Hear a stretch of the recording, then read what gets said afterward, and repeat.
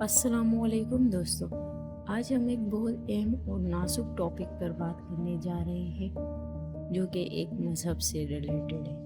اس video کا مقصد کسی مذہب کی توہین کرنا نہیں بلکہ صرف علم اور سمجھ حاصل کرنا ہے۔ اسلام ہمیں سکھاتا ہے کہ سچ بولو اور انصاف کے ساتھ بات کرو۔ اسی لیے آج ہم دیکھیں گے کہ اسلام اور ہندوازم کے پرانے کانسیپٹ میں کون سی باتیں ملتی جلتی ہیں اور حضرت محمد صلی اللہ علیہ وآلہ وسلم کی زندگی کے پیغام کیا تھے۔ اسلام کا پہلا عقیدہ ہے لا الہ الا اللہ، اللہ ایک ہے اور اس کا کوئی شریک نہیں۔ بے شک اللہ تعالیٰ ایک ہے اور اس کا کوئی شریک نہیں ہے۔ اسلام کا بنیادی عقیدہ ہی یہی ہے۔ قرآن ہمیں یہ سکھاتا ہے کہ اللہ ہی سب کا خالق اور مالک ہے۔ زمین، آسمان، چاند، سورج، ہر چیز پر قادر اور ہر چیز کا مالک ہے۔ بے شک اب اگر ہم ہندوازم کے پرانے میتھن دیکھیں جیسے کہ ویداس، تو وہاں بھی ایک بڑی قوت کا ذکر ملتا ہے۔ اسے مختلف نام دیے گئے ہیں، لیکن کئی جگہ لکھا ہے کہ اصل سچ صرف ایک ہے۔ اس کا مطلب یہ نہیں کہ دونوں مذہب ایک جیسے ہیں، بلکہ یہ بالکل کہہ ہی نہیں سکتے کہ دونوں مذہب ایک جیسے، کیونکہ دونوں مذہب میں زمین اور آسمان کا فرق ہے، کہاں ہندوازم اور کہاں مسلم۔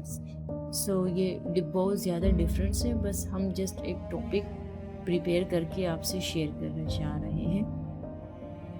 بلکہ اتنا کہہ سکتے ہیں کہ پرانے دور میں لوگ ایک ہی اللہ کو مختلف انداز میں سمجھنے کی کوشش کرتے تھے۔ نعوذ باللہ، اگر کوئی ورڈ مجھ سے غلط ہو، اگر مجھ سے کوئی گستاخی ہو تو اس کے لیے میں معذرت چاہتی ہوں آپ لوگوں سے۔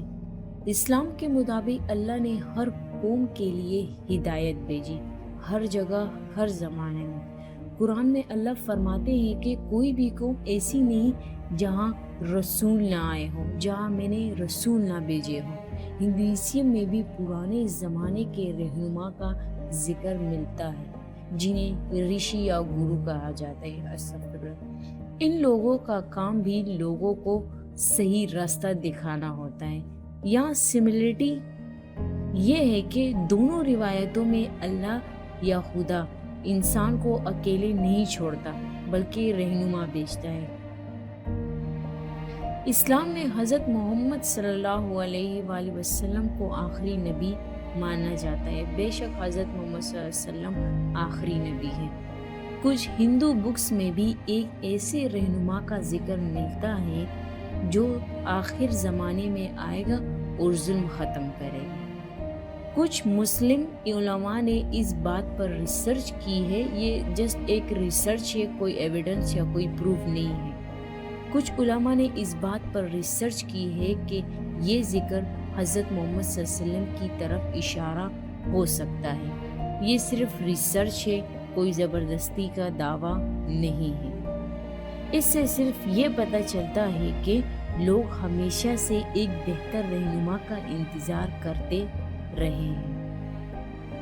اسلام ہمیں سچ بولنا، ایماندار ہونا اور لوگوں کے ساتھ اچھا سلوک کرنا سکھاتا ہے۔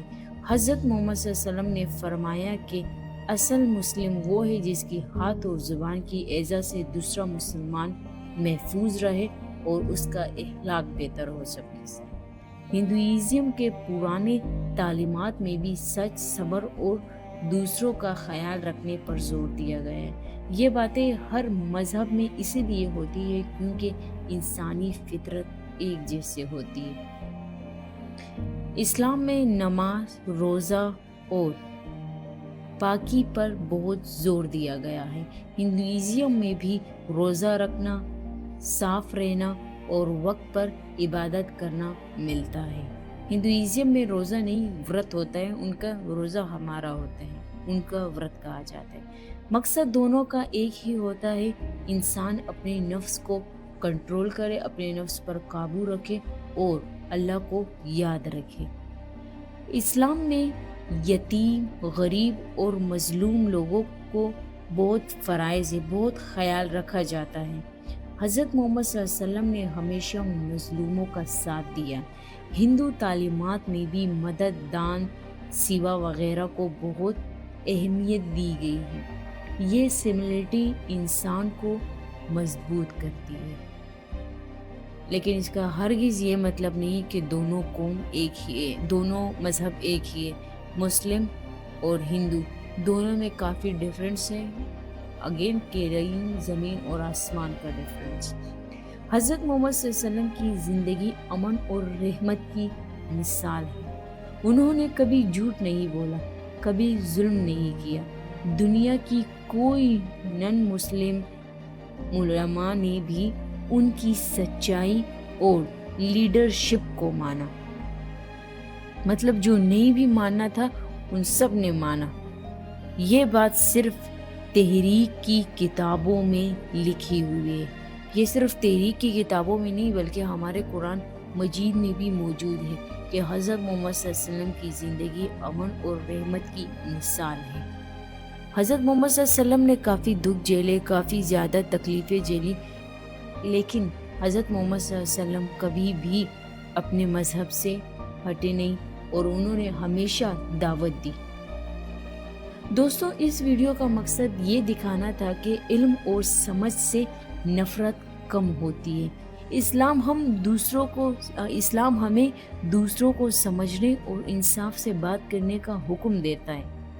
اللہ سے دعا ہے کہ وہ ہمیں سچ اور سمجھنے اور صحیح راستے اختیار کرنے کی توفیق دے، آمین۔ اگر اس میں کوئی غلطی ہوتی ہے میرے سے یا کوئی گستاخی ہوتی ہے تو اس کے لیے میں معذرت چاہتی ہوں اور میں توبہ کر رہی ہوں۔ اور اگر آپ لوگوں کو یہ ویڈیو اچھی لگی ہو تو لائک کریں، شیئر کریں، کمنٹ کریں کہ آپ اگلا ٹاپک کس نبی یا کس موضوع پر سننا چاہتے ہیں، اور مجھے دیجیے اجازت۔ اللہ حافظ، شکریہ۔